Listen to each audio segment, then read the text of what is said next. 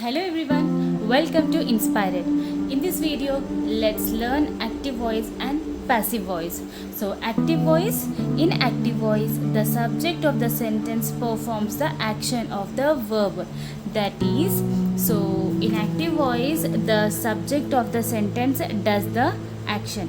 It emphasizes the subject performing the action and making sentence more clear and direct. Okay, so active voice कब use करते हैं? जब एक sentence में अगर सब्जेक्ट वर्ब का एक्शन का काम करने लग जाए तो एक्टिव वॉइस यूज़ होता. उसका स्ट्रक्चर है subject plus verb plus object. अब यहाँ पर एग्जाम्पल देखो, the cat chased the mouse. यहाँ पर कैट क्या है? सब्जेक्ट, और चेस्ड वर्ब है, और द माउस ऑब्जेक्ट है. सो इसमें कैट क्या कर रहा है? कैट चेजिंग कर रहा है. तो जो ये सेंटेंस क्या है? मोर क्लियर भी है और डायरेक्ट है, तो इसलिए ये एक्टिव वॉइस है. Okay, so active voice fiction में, जर्नलिज्म में और पर्सुएसिव राइटिंग्स में यूज़ होता. पर्सुएसिव राइटिंग्स मतलब जहाँ पर रीडर एग्री हो जाए ऑथर के इश्यू पॉइंट ऑफ व्यू से, अगर रीडर्स एग्री हो जाए तो वो राइटिंग्स को पर्सुएसिव राइटिंग बोलते. और एक्टिव वॉइस में क्लैरिटी और डायरेक्टनेस यूज़ होता. Okay, next one, passive voice.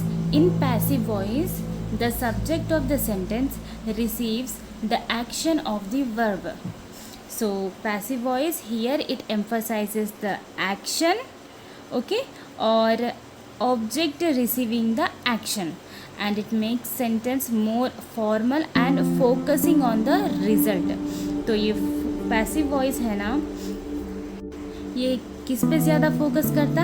Action पे ज़्यादा फोकस करता, या फिर ऑब्जेक्ट जो एक्शन रिसीव कर रहा उस पे ज़्यादा फोकस करता. और ये सेंटेंसेस को ना बहुत ही फॉर्मल और रिजल्ट पे फोकस करने वाले सेंटेंसेस बनाता. और उसका स्ट्रक्चर है subject plus form of to be का यूज़ करना है, जैसा is, am, are, was, were, ऐसे वाले, प्लस पास्ट पार्टिसिपल, और समटाइम्स एजेंट भी यूज़ होता. हाँ, एंड एग्जाम्पल देखो, the mouse was chased by the cat. अब यहाँ पर माउस क्या है? सब्जेक्ट, वॉज चेस्ड, चेस्ड क्या है? Verb, and by the cat क्या है? एजेंट है.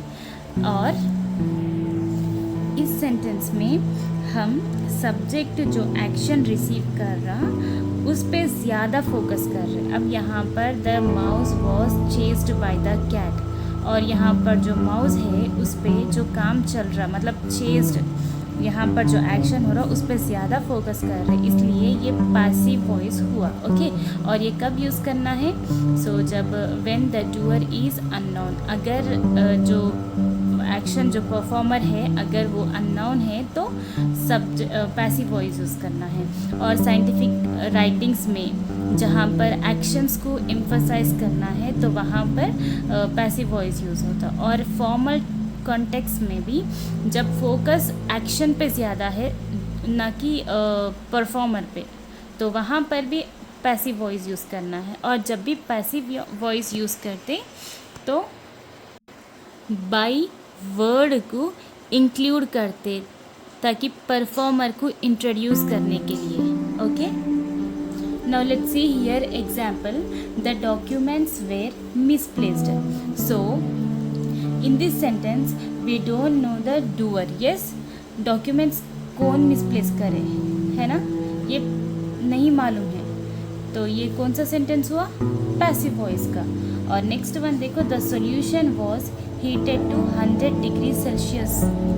तो यहाँ पर इस सेंटेंस में सॉल्यूशन से सेंटेंस में सब्जेक्ट है जो एक्शन रिसीव कर रहा और हम उस पर फोकस कर रहे, इसलिए ये सेंटेंस पैसिव वॉइस का है. ओके, और next examples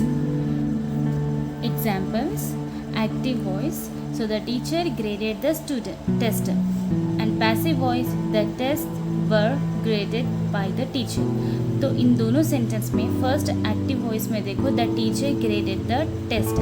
so according to structure कैसा लिखते हैं अपन, subject plus verb plus object, है ना, इसीलिए द टीचर फिर ग्रेडेड द टेस्ट।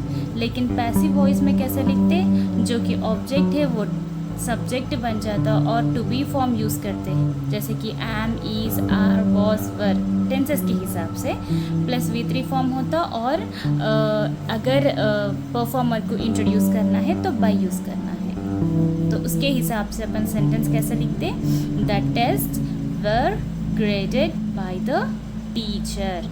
अब टेस्ट क्या है, subject, verb to be, graded V3, by used हुआ, और नेक्स्ट रिमेनिंग सेंटेंस एजेंट और ऑब्जेक्टिव बोल सकते हैं आप। ओके, नेक्स्ट सेंटेंस देखो एक्टिव वॉइस का, the teacher explained the lesson. So यहाँ पर लेसन सब्जेक्ट हो गया, फिर was it receives the action, है ना। So subject plus to be, then explained V3 form and then remaining object। okay, next one active voice, John wrote the letter।